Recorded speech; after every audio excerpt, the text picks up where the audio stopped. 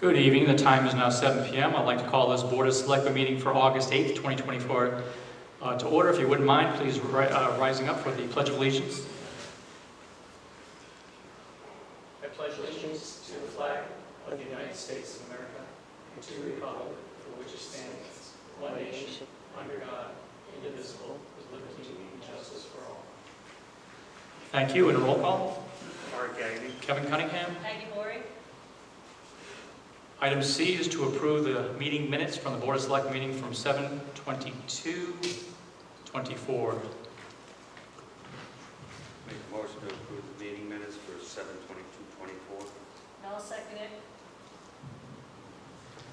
Motion's been made and seconded. All in favor, say aye. Aye. Aye. Item D, public comment. Anybody here from the public wish to speak?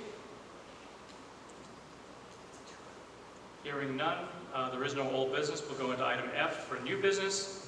You have in front of you a request to consider an act on tax refunds as requested by the tax collector totaling $493.13, David Ferraro $26.30, Carol Liebman $367.78, Cheryl Gonzalez $43.37, Brenda Lee Fournier $9.11, Todd L. Lapine $46.67, grand total $493.13. Make a motion to approve the tax refunds in the amount of $493.13. I'll second it. Motion's made and seconded. Any other discussion? Hearing none, all in favor say aye. Aye. Thank you. Item 2, discuss final report and recommendations from the Charter Revision Commission, which is the revision, and we'll set a public hearing for the Charter Revision suggestions. We have been given a task to bring forth. You have in your packet there those questions. We did separate them out. I think those are the 6 most important ones. Again, we would like to thank the Charter Revision Commission for those.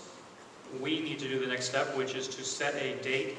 I would like to say that we have a public hearing for the Board of Selectmen for August 26, 6:30 p.m. I'm good with that. So make a motion, please. I'll make a motion that we set a special meeting on August 26, 2024 for the charter revision questions. Public meeting. Yep. So a special Board of Selectmen public hearing for the town charter revisions. And I'll second that. Okay. All in favor say aye. Aye. The one more piece that goes with that is the Board of Selectmen now have to then approve all those after the public hearing. So we would have immediately following that, we'd have an August 26th Board of Selectmen special meeting. So we can make a motion to add that. So moved. Second it. All in favor say aye. Aye. Aye. Thank you. And then as soon as we're done with that, we can then turn that back into the town clerk to give to the state, and we're all set. Okay, and that'll, when it comes into the charter book, we have eyes on it. Yep. We're actually drafting what the charter would look like if each and every one of those questions gets passed. Right. So it'll be completed. But before the book goes to print, we're gonna. We read? Yep. Okay, making sure. Yep. I think they're in here. Yeah, Yeah. they are in there, but I'm just saying the book as a whole, as a Yeah. rule. That way, as soon as it's passed on November, whichever questions, if they all get passed, it's great. We just push that forward. As long as we're in this. Yep. I did circle this. Question 3, Yeah. The way it's written. for discussion only at Because this point. it says with any resident. And the question was changed to make it a resident with any or no party affiliation. Got it. No party All right. affiliation. We get on the 26th, we can modify it. Okay. All right, item 3 is discuss an act on correcting the amount for the IT contracted services. I gave you something tonight just to show you and review. The full motion should be amended because we are actually paying Protocol Network for something else. So what we're paying them should be listed so that the finance office has it correctly. We did motion for what was out to bid for $93,792 to Protocol Networks, but they currently have a contract for services that costs us an additional $51,840. So if we would just make a motion to amend, we can go forward with that. I'll make a motion, we amend the contract, the dollar amount for Protocol Networks to $145, yeah, 1,004, I give up. $145,632. Yes, thank you. I'll second. Couldn't get that out. Motion and a second has been made. All in favor say aye. Aye, thank you. I would ask at this time that you please consider adding to the agenda items 4, 5, and 6. Item 4, to discuss and act on bids for painting the Lions Park basketball court. Item 5, to discuss and act on a bid for the Plainfield Pavilion. Item 6, to approve a Lafayette proclamation for the 250th celebration of Connecticut for August 23rd. Make a motion to add items 4, 5, and 6 to the agenda. I'll second it. All in favor say aye. Aye. Thank you. On item 4, yeah, hopefully it's in your packet there, you have a nice presentation from, this is a written statement from Shannon. Shannon was the one who did all the bids and took all the information in. You notice that there are 3 bids there. Hinding Tennis for $45,849. While they did our basketball court before, you notice that they're also the highest bidder for this one. Scholar Painting and Restoration for $24,320. They're the next. The lowest bid came in at MA Seal Coating for $19,600. You will also note that what she put just below that. The team strongly recommends selecting Scholar Painting and Restoration to complete the exterior painting of the basketball court. This recommendation is based on several factors. First, they can start the project in September, which is earlier than the other bidders. Delaying the project anything until after winter would necessitate hiring another company to caulk and seal the newly poured concrete, incurring additional costs. Secondly, the current basketball court is in a hazardous condition due to the excessive paint peeling and extends the project. Extending the project will require finding a solution for the problem. The difference between Scholar Painting and Restoration and MA Seal Coating is about $4,720, which will not cover the expenses incurred from delaying. Scholar Painting and Restoration offers the most cost-effective solution considering the additional cost and risks associated with delaying the project. So that, based on that, she'd like to, her recommendation is to go with Scholar Painting and Restoration. I'll make a motion to approve the bid for Scholar Painting and Restoration for $24,320. I'll second it. Any other discussion? Hearing none, all in favor say aye. Aye. Aye. Thank you. Item number 5, to discuss and act on a bid for the Plainfield Pavilion. I'll give a little history to this. We had the $500,000 available to us from, we had put out for a grant, and so we did receive a steep grant for $500,000. We decided to try to do a design build. Sometimes on a design build, you can get a lower bidder because they just want to do the basic parts of what you're looking for. And we felt at that time, that was back when Jordan was here, thought that it would be behoove us to try to do that and would come in with right around 500 or a little less. So we did put it out as a design build, which means that the difference is from a regular bid to a design build bid. Your first part would be if you wanted to make all the specifications and put it out there for someone to build it, that would be a regular bid process. If you're going to go out to design bid, a build bid, you would actually say, okay, tell me what you want to have, how you would look and make it look and everything. And so that's what we decided to try to do. Unfortunately, we only had one bidder, and the one bidder was 7 Summits Construction, and the bid price that they wanted to put it up at was $3,074,887.78. We have a bid ranking. Yeah. Well, this company is from the shoreline of Connecticut. They are very affluent. They have a full history of the things that they've done before. It's not going to happen. Question, is this to repaint it or is this to completely redo it? So this is to put up a pavilion, 140 by 60 Oh, pavilion. you're talking about the... Nope, this is the annex. The annex, the old annex. Okay, yeah, The- oh, you're the talking Plainfield about, okay, Pavilion. okay, I thought you were talking No. about... Okay, so it's like a farmer's market type of thing? Yes. There's a lot of components to it. We were talking about the parking lot across the street, repaving it, engineering the water runoff properly, putting lights, push-button crosswalk, ADA compliant walks going up to that 140 by 60 with the 2 bathrooms, handicap parking above, also putting up a raised bed garden area, So there's a lot of components to it, but it should be $3 million for building it. So my suggestion at this time is to, while we have this to act on, I would strongly suggest that we don't accept the bid, and then we go back out with a actual, here's the design we have, to see who would bid on that. And we'll be working with the, if we so desire, we would be working with the John Guskowski to help to put that, draft that all together. So my recommendation for item 5 is to not accept the bid for the Plainfield Pavilion as presented.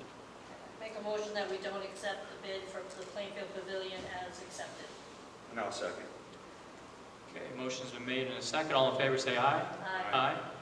And the last one is, I was just, 3:30 in the afternoon, someone called up and said, would you be able to put together something for us for the proclamation? Those steeped rich in history in Plainfield, we do have something which is the 250th celebration of Connecticut, which includes a lot of local programs they like to include to say, here's the history of your town or region. This one in particular is Lafayette's Farewell Tour. This came to us from the Daughters of American Revolution Putnam chapter, and it's the National Society for the Daughters of the American Revolution. They're celebrating the bicentennial of the Marquis de Lafayette Farewell Tour for the 2024-25 years. And they wanted to see if we could put something together, so I drafted this quickly, very quickly. But as you can read, it says, whereas the celebration honors a visit of America of the last of the surviving major generals of the American Revolution, and whereas Lafayette is recognized as the hero of two worlds, America and France, and whereas in 1777, during the American Revolutionary War, the young Marquis de Lafayette first rendered service to America by traveling from France to give aid to colonies fighting for their independence, becoming one of George Washington's most trusted major generals and considered by many as his adopted son. And whereas during Lafayette's service undertaken at his own expense, he proved to be indispensable to the cause of the American independence, both in his military and diplomatic roles. And whereas the Battle of Yorktown ended with Cornwallis surrendering, and a decisive American victory was that caused the British government to acknowledge the United States of America as a foreign nation. And whereas Lafayette supported women's rights in matters of education and divorce, in endorsing and promoting the views of activists like Frances Fanny Wright. And whereas Lafayette stayed overnight in Plainfield, August 23rd, 24th, in 1824, at the Eden Tavern. So be it resolved that Kevin Cunningham, first Selectman, hereby commends Marquis de Lafayette for his dedication to the principles of democracy and equality for all, to proclaim the importance of American citizens everywhere to celebrate bicentennial of this farewell tour to America from 1824 to 1825, that I hereby declare Friday, August 23rd, as a time to remember and celebrate Lafayette's farewell tour in Plainfield. Excellent, Josh. In such a short time. Very short. So if you were so inclined, we would approve that, and I will fix that spelling typo down the bottom there. Yeah, 23rd, good, done. But I will fix that, and I would like to then hand that over to the Daughters of American Revolution. For those interested, I believe this Friday the 23rd, is also when the Plainfield Historic Society is being led by Ruth Bergeron to give that story of Marquis. So, I'll make a motion to approve the Lafayette Proclamation, the 200th celebration. 250? 200. You have. Oh yeah, it's 250. It's 200. Yep, you're right. And I'll second it. Okay, motion's been made and seconded. All in favor say aye.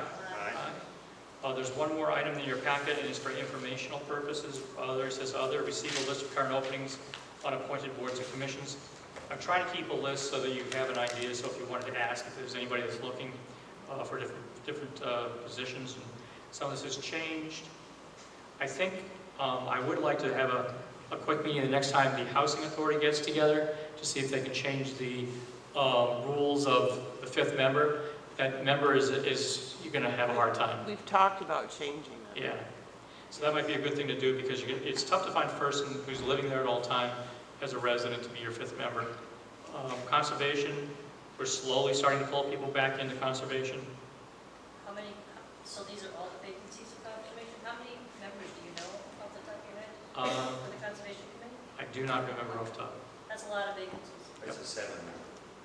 7 members? We had one, we had second person just put their paperwork in, so we're starting to get there. We have 2 People were saying that they might be interested or know someone, that's great, hopefully within the next couple of weeks. This is good information for when someone asks, what What do kind you of got? boards do you have? It is important to have somebody that lives there in that position, because that's what we don't have. We don't have a resident. Yep. So, But when's the last time you had one? Even if it's not any a few party years. It's been a few years. Maybe, I don't know. Yeah, Try that first. Otherwise, the board, there's plenty on the board. We do have enough to conduct. Have you checked business. with them? How many more you have, and there's no interest? Not at this time. Okay, We could try. Putnam Housing does it more than we do.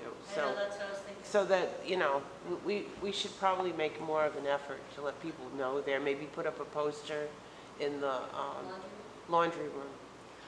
Another suggestion would be to offer for them the fact that the housing authority would meet with them once every other month or something at that site and say, we'd like to have your input. Well, that's it. They could come to the meetings. Right, because transportation's an issue for them. So you see that there's, Well, no, they have it there. Oh, you have it at, At I didn't know some that, Yep. okay, they did meetings. good, but they changed the So, problem. so they're looking for a Republican on there, but if this charter revision goes through. you don't need the then Republican. It could be any party. Because it's been open longer than 30 days. So that's what we stand right now, and if we'll get updates, I'll send them to you. When it says any, that means it can be any independent, anybody? Okay. Yeah, I was just questioning that with the economic development. The way it was initially written, We just haven't filled those 3 positions? right? But that, it's good that it can be any, because we don't have a lot of independents, libertarian, you know what I'm saying? There's a lot more parties than Yep. just the 2 of them. Well, actually, those on the economic development right now, they have to be a party affiliation. They Right, can't but- be unaffiliated. Well, it says any, Oh, these 3 though. Yeah. So ones that are there, it's party affiliated, Yep. but there's 3 more positions that can be any, am I correct? Any party. Any party, so Yep. whatever. They can't be unaffiliated, unless that charter revision goes. So they can't be independents, is that what you're saying to me? Independent, that's a That's a major party. party. independent is a party. Unaffiliated is not affiliated with any party. So unaffiliated can't, but independents can. Correct. Independent, green, Yeah, working people, any of them. all right, but they can't be listed as unaffiliated. Okay, If the charter revision goes through in November, Then we're good to go. then It opens it up. they just have to be a registered voter at that point. that's a good thing. Okay, with that, entertain a motion to adjourn. So move. Second, All in favor, say aye. All right. aye. Aye. Thank you very much.